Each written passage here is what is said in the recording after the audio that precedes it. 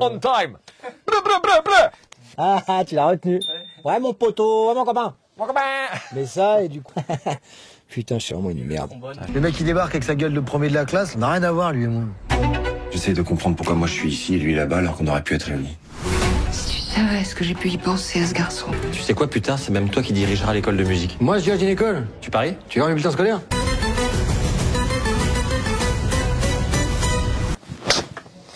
C'est marrant parce que vous venez de milieux artistiques quand même bien différents et pourtant on sent une complicité assez folle quoi, entre vous deux. Comment vous l'expliquez?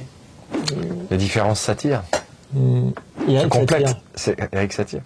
Ça se complète.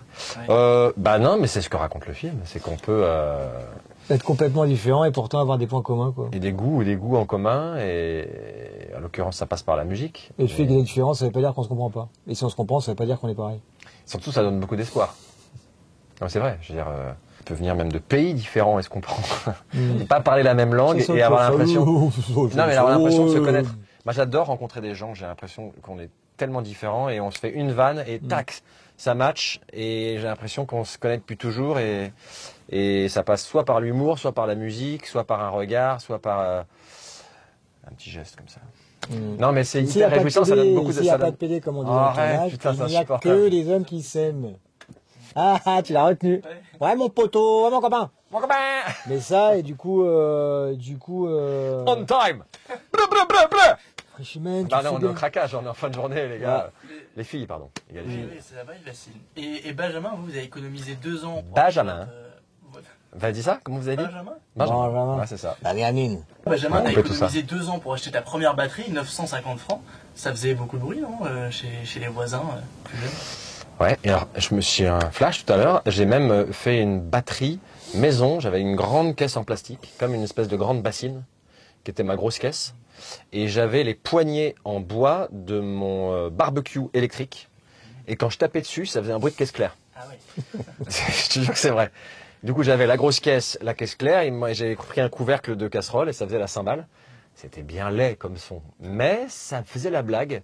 Et puis j'ai quand même fini par économiser 950 francs, parce que je suis un ancêtre, l'époque des francs, pour m'acheter une Pearl Export, ma première batterie. Et j'ai continué à casser les oreilles, mais un peu T'as mieux. dû leur casser les oreilles à tes frères et sœurs. Oh là là là là. Et mon frère, lui, faisait de la guitare électrique dans la chambre d'à côté. Et il y avait juste un rideau qui séparait nos deux chambres. Donc il m'a bien saoulé aussi. Et Pierre, toi tu dis mon premier amour c'est le piano et le cinéma c'est ma maîtresse. Ouais. C'était pour dire un truc intéressant. Ça n'est pas tant que ça, si. Non, c'est marrant, t'es quand même très très doué. Dans quoi? Piano. Ouais, je sais. Non, je sais dans le sens plus que la comédie. Mais c'est quoi la question? Oui, donc alors, pour toi, le piano, t'as commencé à quel âge? À 5 ans, ouais. Ouais, j'ai commencé à 5 ans et après, bah, j'ai continué jusqu'à mes 35 ou 36. Je sais même plus quel âge j'ai. Ah oui. 35, 36. Franchement, tu fais 35. Non, je fais 25 après dans la gueule. Et Benjamin, le réalisateur, il dit diriger un orchestre, c'est comme conduire une Formule 1, on n'a pas le droit à l'erreur. En quoi ça demande beaucoup d'exigence quand même? Il a dit des trucs pareils, lui, Emmanuel Courcol. Ça demande beaucoup d'exigence. Ouais, c'est extrêmement exigeant, difficile. Surtout que vous avez des musiciens qui ont l'habitude de voir passer d'autres chefs et qu'il faut les convaincre qu'ils ont des raisons de vous suivre et de vous écouter et de pas faire leur partition et de vous regarder. Et donc je pense que c'est aussi beaucoup de ça, de la psychologie avec les instrumentistes et les musiciens, et d'essayer de les embarquer, de les convaincre que vous avez un regard sur l'œuvre et que vous allez y apporter votre interprétation. Au-delà de l'indépendance des mains, de la main droite c'est la rythmique et la main gauche c'est la main de l'émotion, la main du cœur. Et donc il faut respirer la musique, il faut avoir confiance en soi, il faut avoir envie de faire une petite blague. C'est hyper difficile. C'est pas que la technique, c'est aussi beaucoup de psychologie. Ouais. Et je me suis rendu compte de ce que c'était en prenant des cours d'orchestre, quoi. Et je me suis rendu compte que c'était un métier. Cours d'orchestre? Je sais pas comment ça s'appelle, j'en ai pris qu'un seul, sont indulgents. Et sont indulgents.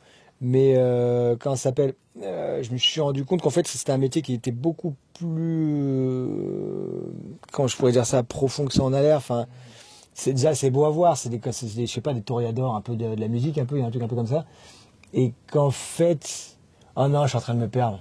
Le cliché, c'est que les musiciens ne regardent pas le chef parce qu'ils sont dans leur partition. Ouais. Et les gens me disent, mais est-ce qu'il a vraiment une influence, le chef Ouais, c'est ça.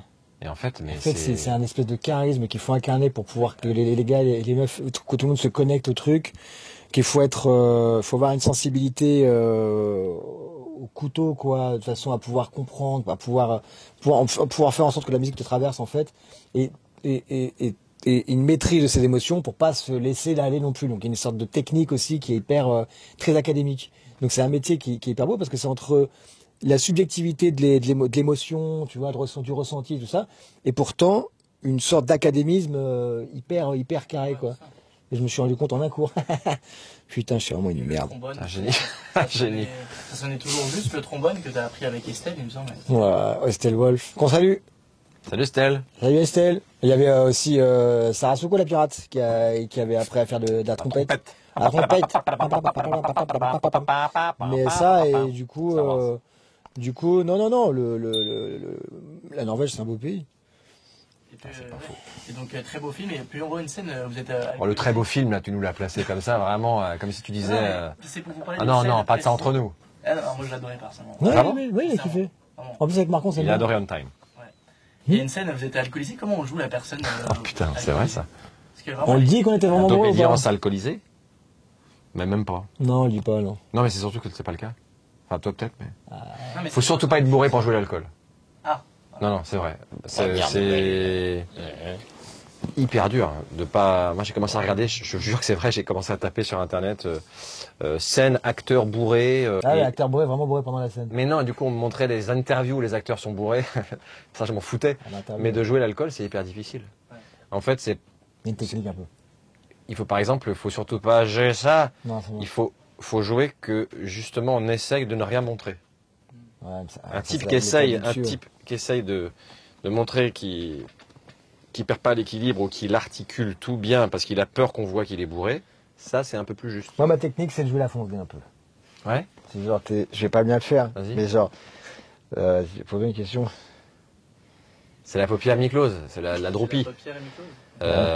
Ça, Ah ouais. Ouais, Ah oui, non, mais c'est vrai. mais en même temps, Non, je sais pas le faire, là, je suis vraiment une existe. merde d'acteur. Mais ça part de ça. Ah ouais. J'ai eu le mec foncé, genre. Et la respiration. Super. Non, mais c'est pas. Là, je sais pas bien le faire, c'est chelou, on dirait un pervers. Vas-y, fais-le. Quand je le fais mal. Vas-y. Ça, Pierrot Hein. T'as bu ou pas? Il y a un truc, ouais. Et en même temps, Tu vois, les gens. Non, c'est de regarder là aussi. Là, je peux pas le faire avec la Tu caméra, regardes mais là, si et je là, regarde en là, même temps, ça peut créer un truc. On va pas Ouais, vous c'est faire ça. une leçon d'acting sur l'alcool au cinéma, c'est insupportable. Elle est bancale, notre Elle est petite leçon tellement d'acteur pourrie, là. notre On est leçon. vraiment d'acteur de merde. Par rapport aux Américains, franchement, il est vraiment pourri. Non, mais Il est merci, beau en ce tout doigt. cas. Attendez, vous lui faites chuter la confiance, c'est horrible. Pour cette belle leçon d'acting et pour le Ouais. film. Merci beaucoup. Connard. Merci on time. Merci on time. Merci beaucoup. Ah putain, c'est la fin. Mais oui, mais Ah c'est rapide. non. Ça a On pas été commence à bon. se mettre. C'est vrai qu'on a commencé à le faire.